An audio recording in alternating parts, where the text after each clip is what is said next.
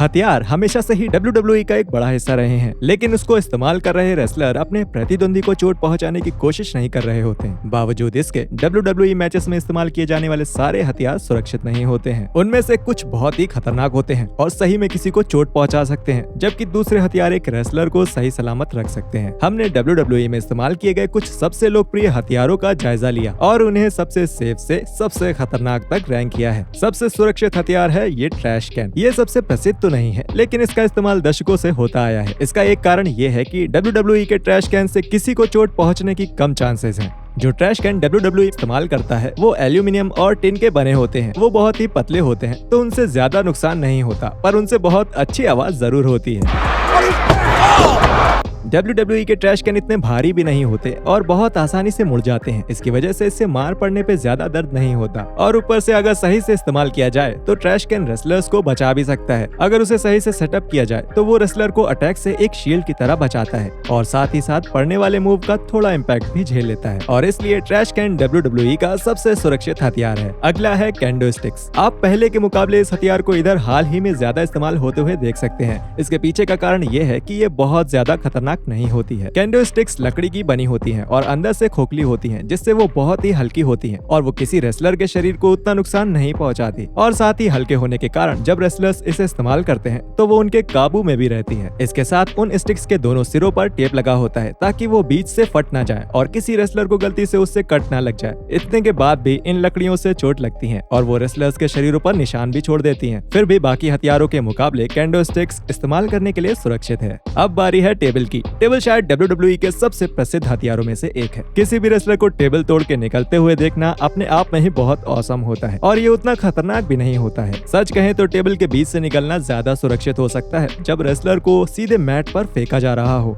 इसका कारण ये है कि WWE टेबल्स बहुत ही पतली प्लाईवुड से बनी होती हैं और वो बहुत कमजोर होती हैं। इसका मतलब ये है कि जब कोई रेसलर इस टेबल पर गिरता है तो ये टेबल का टूटना पक्का है। और तो और ये टेबल किसी रेसलर को लगने वाली चोट का थोड़ा भार झेल सकती है और उन्हें चोट लगने से बचा सकती है। हालांकि टेबल से गुजरते समय रेसलर्स को चोट लग सकती है, क्योंकि अगर वो उसके एकदम बीच पे नहीं गिरते हैं तो टेबल टूटेगी नहीं। और तो और ऐसा भी हो सकता है कि रेसलर उस टेबल के लोहे के पाए पर जाकर गिरे, जिससे उन्हें और भी ज्यादा चोट लग सकती है। लेकिन टेबल फिर भी सुरक्षित हथियारों में से एक है। अब हम पहुंच रहे हैं थोड़े हानिकारक हथियारों की तरफ, जिसमें सबसे पहला है सीढ़ी। सीढ़ियां एक्सट्रीम WWE मैचेस का एक बहुत ही प्रसिद्ध हिस्सा हैं। और हाँ, WWE पे भरोसा नहीं करिएगा, वो पूरी स्टील से भरी नहीं होती हैं। ये सीढ़ियां खोखली हैं, जिसकी वजह से ये बहुत ही हल्की रहती हैं और रेसलर्स के लिए इन्हें उठाकर इधर उधर जाना भी बहुत ही आसान होता है। इसी वजह से कभी कभी मैचेस के दौरान सीढ़ियां मुड़ भी जाती हैं और रस्सियों पर लड़ने के बाद उछलती रहती हैं। और तो और सीढ़ियों के खोखले होने के कारण अगर कोई उसके ऊपर भी गिरता है या उससे गुजर भी जाता है तो उसे ज्यादा चोट नहीं आएगी। लेकिन सीढ़ियों को इतना मजबूत और मोटा भी होना पड़ेगा कि रेसलर्स उसके ऊपर चढ़ पाएं और खड़े हो सकें, और इसी कारण से सीढ़ियां सुरक्षित हथियारों में नहीं आती हैं। खतरनाक हथियारों की श्रेणी में आगे जाएं तो आते हैं थंब पिन।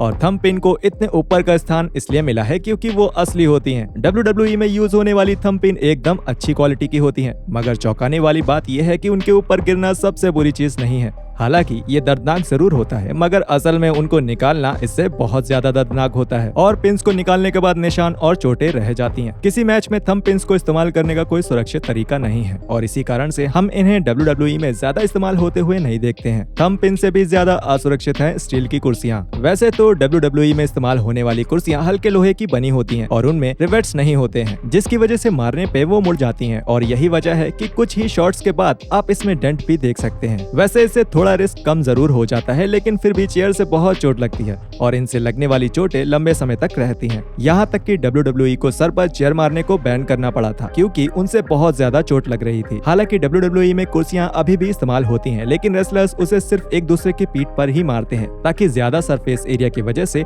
मार पड़ने की वजह से चोट कम लगे। इसके बाद भी रेसलर्स को चेयर का प्रयोग करते वक्त बहुत ही सटीक होना पड़ता है, क्योंकि 1 इंच इधर उधर होने से भी किसी को बहुत चोट लग सकती है। इसका एक उदाहरण हमें तब दिखता है जब रैंडी ऑर्टन ने गलती से चेयर के लिप से अंडरटेकर को मारा और उससे उनका सर फट गया और खून बहने लगा। ऐसी एक और घटना हुई जब सेथ रॉलिंस ने डीन एम्ब्रोस को चेयर के एक ढेर के ऊपर पावर बॉम्ब किया और उनमें से काफी कुर्सियां उल्टी रखी हुई थी, जिसकी वजह से डीन और सेथ पूरे जोर से उन कुर्सियों के ऊपरी हिस्सों पे गिरे और इसकी वजह से स्टील चेयर्स WWE के सबसे खतरनाक हथियारों में से एक है। पर एक है जो सबसे खतरनाक है, कटीली तार। यह भी WWE में इस्तेमाल होने वाला एक ऐसा हथियार है जो असली है।